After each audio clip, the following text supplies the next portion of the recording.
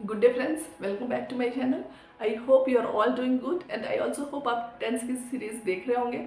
सो friends, last के session में हमने देखा था फ्यूचर कंटिन्यूअस टेंस के दो यूसेज के बारे में। फर्स्ट यूसेज था action in progress at a specific time in the future, जहाँ पे फोकस कहाँ पे होता है, एक्टिविटी पे होता है rather than the start and end time. ठीक है। और सेकंड यूसेज हमने देखा था पैरेलल एक्शंस, मतलब when two actions are happening simultaneously in the future. तो हमने इन दोनों एक्शंस यूसेज को डिटेल में देखा था फर्स्ट पार्ट में। आज के सेशन में हम देखेंगे थर्ड एंड फोर्थ यूसेज के बारे में। So let's start the session with the third usage. Okay, future continuous, future continuous, future continuous. So third usage है polite, polite inquiries, inquiries, okay, and guesses, guesses about the future, about the future। चलिए समझते हैं इसको। तो third point क्या है? Polite inquiries and guesses about the future. जब हमको किसी से पोलाइटली कुछ पूछना होता है, ठीक है, जब हम पोलाइटली इंक्वायर करते हैं देयर प्लान, उनके प्लान के बारे में, तब भी हम फ्यूचर कंटिन्यूअस टेंस का यूज करते हैं। फॉर एग्जाम्पल मैंने लिखा will you be using, will you be using, B using your laptop, your laptop tonight, okay, will you be using your laptop tonight। तो ये क्या है? will you be using your laptop tonight का क्या मतलब है कि you need a laptop, right? आपको लैपटॉप की जरूरत है, बट आप डायरेक्टली नहीं पूछ रहे हो, आप डायरेक्टली परमिशन नहीं पूछ रहे हो, you are not asking a direct permission. अगर मैं ऐसे बोलूँ will you use your laptop tonight, तो ये क्या है? डायरेक्ट क्वेश्चन है, right? You are asking directly.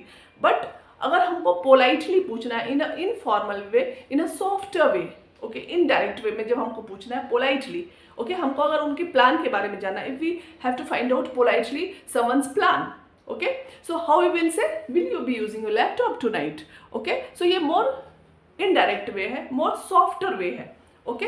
तो उस केस में भी हम फ्यूचर कंटिन्यूअस टेंस का यूज करते हैं। तो फ्यूचर कंटिन्यूअस टेंस का यूज होता है उन क्वेश्चंस के लिए जो मोर रेस्पेक्टफुल हो rather than forceful. So I hope friends ये पॉइंट क्लियर हुआ होगा। नेक्स्ट है guesses about the future. Okay, जब हम किसी गेसेस की बात करते हैं, हमको कोई गेस करना है एक लॉजिकल गेस के बारे में, तब भी हम फ्यूचर कंटिन्यूअस टेंस का यूज करते हैं। Let's try to understand with the help of example.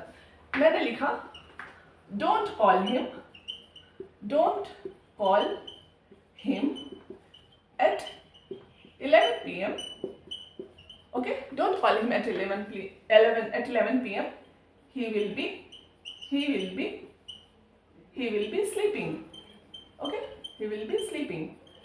तो इसका क्या मतलब है? I am not 100% sure that he will be sleeping. मुझे 100% श्योरिटी नहीं कि he will be sleeping, but एक ये क्या है, एक लॉजिकल गेस है, राइट? क्योंकि most of us will be sleeping at 11 PM, right? उस समय में कोई क्या ही करेगा 11 PM में, एक लॉजिकल गेस है कि हम सो रहे होंगे, right? So don't call him at 11 PM, he will be sleeping, okay. तो एक जब हम लॉजिकल गेस की बात कर रहे होते हैं, उस केस में भी हम फ्यूचर कंटिन्यूअस टेंस का यूज करते हैं। आई होप फ्रेंड्स ये दोनों पॉइंट्स क्लियर हुए होंगे।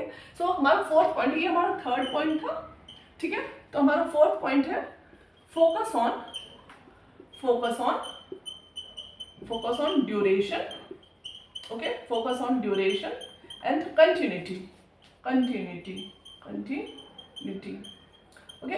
जब हम ड्यूरेशन की बात कर रहे होते हैं उन एक्शंस के बारे में जो एक पर्टिकुलर मोमेंट के को नहीं शो करता, बट एक पर्टिकुलर ड्यूरेशन के बारे में बात करता है, और कंटिन्यूटी के बारे में बात करता है कि it will continue over a period of time, not at exact one moment.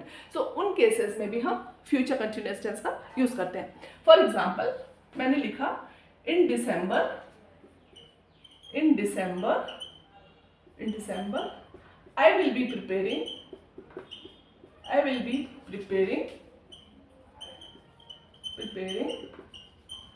content for my students, for my students, ठीक है।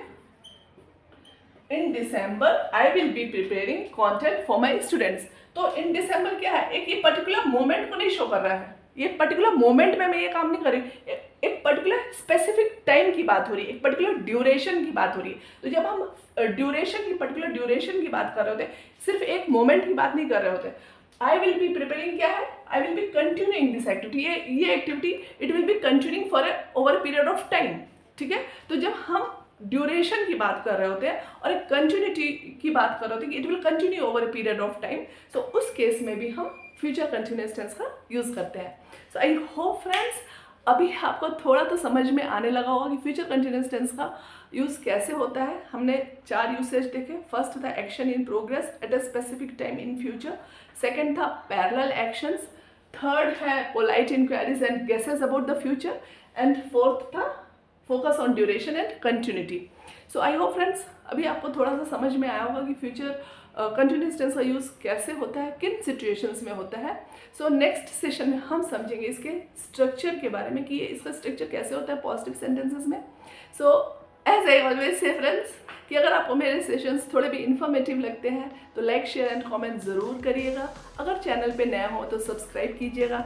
Till then keep learning, bye bye, see you in the next session, take very good care of your self.